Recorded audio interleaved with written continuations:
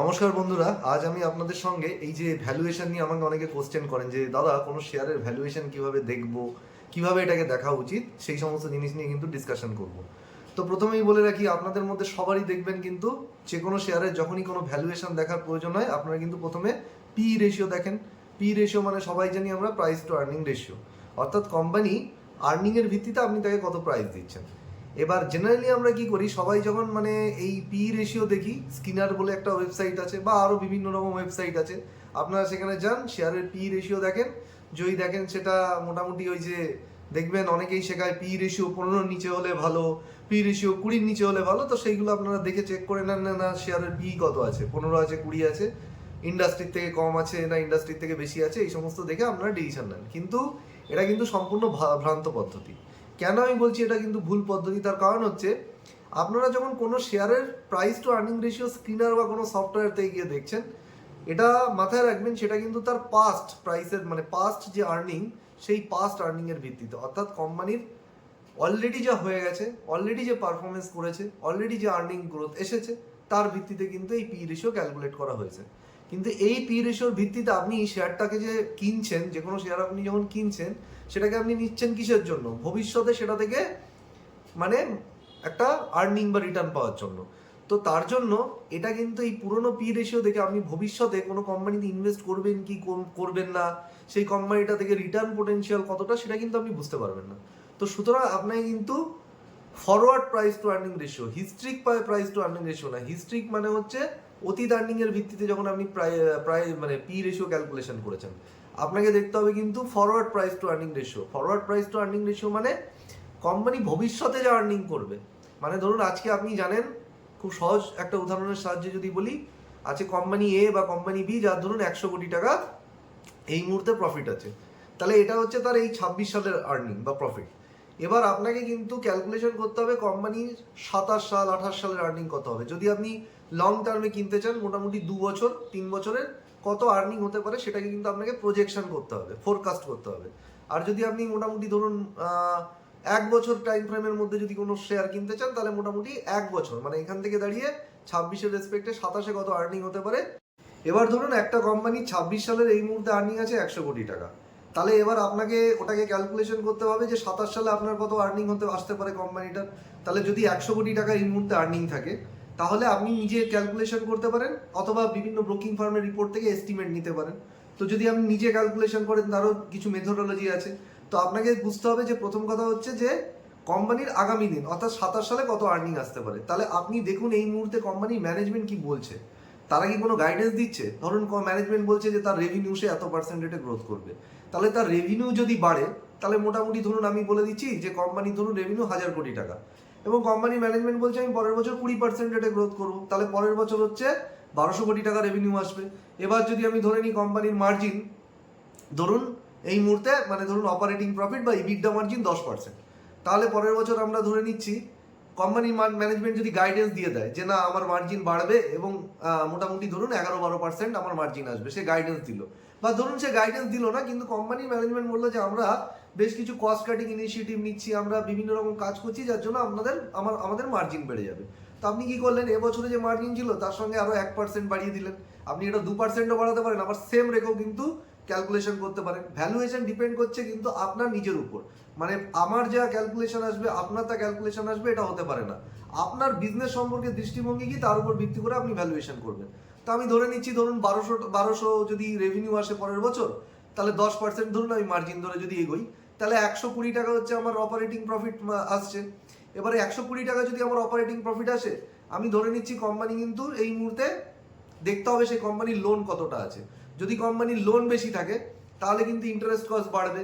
যদি কোম্পানির date free company হয় তাহলে ইন্টারেস্ট কস্ট আসবে না। তাহলে ডেট ফ্রি কোম্পানি যদি হয় তাহলে আমি কিছু ইন্টারেস্টের ট্রেন্ডটা দেখবো, কিছুটা ইন্টারেস্ট সেখানে আমি কম বেশি ধরে নেবো। ঠিক একইভাবে যদি ডেট ফ্রি হয় তাহলে কিন্তু সেভাবে আমার ইন্টারেস্ট কস্ট আরো কমবে বা ইন্টারেস্ট কস্ট সেরকমভাবে আসবে না।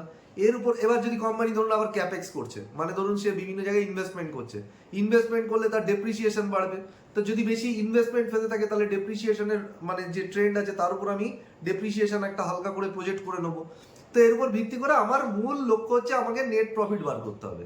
এইবার কোম্পানির নেট প্রফিট আমি ধরে নিলাম পরের বছর সামথিং একটা পার্সেন্টেজ এলো। এবার পরের বছরের যেটা নেট প্রফিট, সেইটা নেট প্রফিটটা হচ্ছে আপনার ফরওয়ার্ড নেট প্রফিট, মানে পরের বছরের নেট প্রফিট।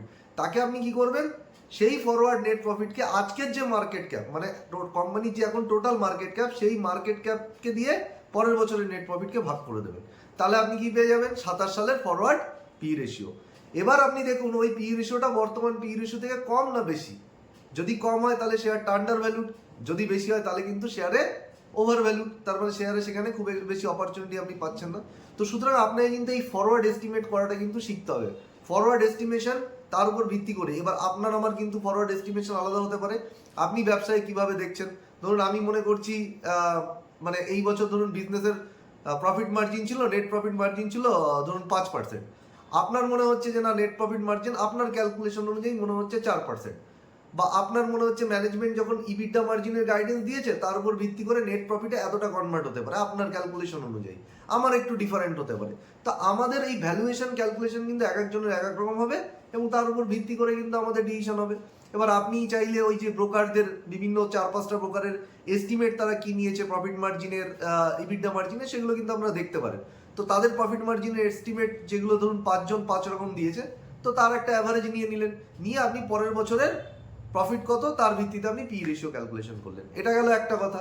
দ্বিতীয় জিনিসটা হচ্ছে পি রেশিওর সাথে সাথে আপনাকে কিন্তু পেগ রেশিও দেখতে হবে, মানে আপনি শেয়ারটার জন্য যে প্রাইস টু আর্নিং দিচ্ছেন, যে পি রেশিও দিচ্ছেন, সেটা তার গ্রোথ অনুযায়ী কতটা জাস্টিফাইড। এবং এক্ষেত্রেও কিন্তু লোকে ভুল করে, সেটা হচ্ছে ওই পেগ রেশিও কিন্তু হিস্ট্রিক্যাল বেসিসে দেখে, হিস্ট্রিক্যাল পেগ রেশিও না, আপনাকে কিন্তু ফরওয়ার্ড পেগ রেশিও দেখতে হবে। অর্থাৎ আপনাকে এই যে ফরওয়ার্ড যে আপনার প্রাইস টু আর্নিং রেশিও আপনি ক্যালকুলেশন করলেন, তার ভিত্তিতে আপনাকে আর্নিং গ্রোথ রেট, মানে ধরুন এই বছরের রেসপেক্টে পরের বছরে শেয়ারটা ধরুন যে প্রফিটের গ্রোথ এলো ধরুন 5% কি 10%, এবার ধরুন 3 বছরে এরকম গ্রোথ এসছে, প্রত্যেক বছর একটা করে প্রফিটের গ্রোথ এসছে, সেই 3 বছরের অ্যাভারেজ নিয়ে নিন, অ্যাভারেজ দিয়ে আপনি কিন্তু পি রেশিও দিয়ে ভাগ করে দিন earnings growth. P ratio divided by earnings growth হচ্ছে পেগ রেশিও।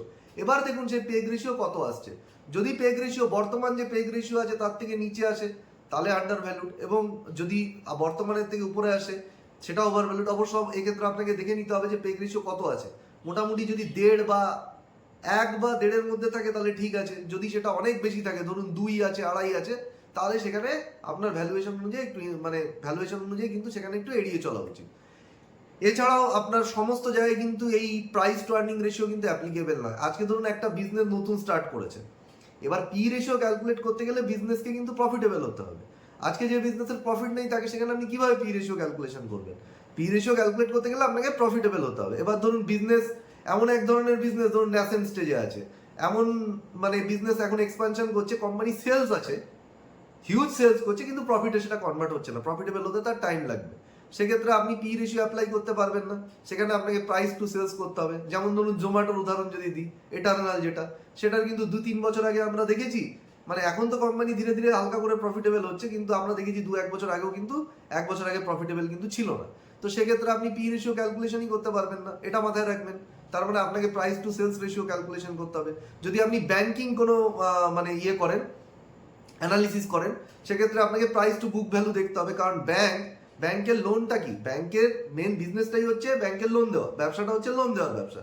এবার লোনই যদি সে দেয়, তাহলে আপনাকে কিন্তু তার যে লোন, মানে তার যে ওভারঅল বুক ভ্যালু, যেখান থেকে সে লোন দিচ্ছে কোম্পানির রিজার্ভ থেকে এবং কোম্পানির যে বড়োইং আছে সেখান থেকে সে লোনটা দেয়, সেই জন্য যেহেতু লোন দেওয়ার ব্যবসা, সেখানে আপনি প্রাইস টু আর্নিং রেশিওর ভিত্তিতে ক্যালকুলেশন করতে পারবেন না।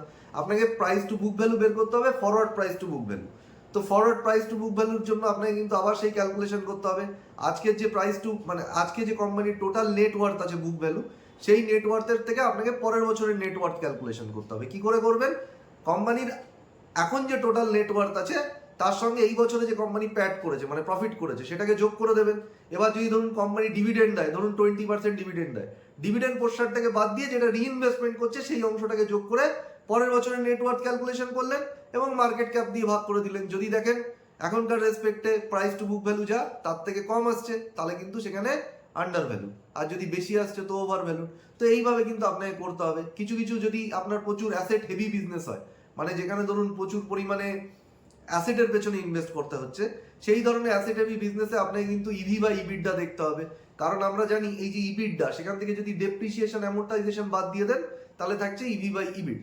তার মানে ইবিডা থেকে যদি আপনি ডেপ্রিসিয়েশন বাদ দেন তাহলে আপনার থাকছে ইবিট, মানে earning before interest and tax. এইখানে কি হয়, যেখানে প্রচুর পরিমাণে ধরুন যে ধরনের ব্যবসা মানে কি বলবো, প্রচুর যেখানে অ্যাসেটের মানে প্রচুর অ্যাসেট আছে, সেখানে ডেপ্রিসিয়েশনও বেশি আছে, অ্যাসেটের ক্ষয়ও আছে।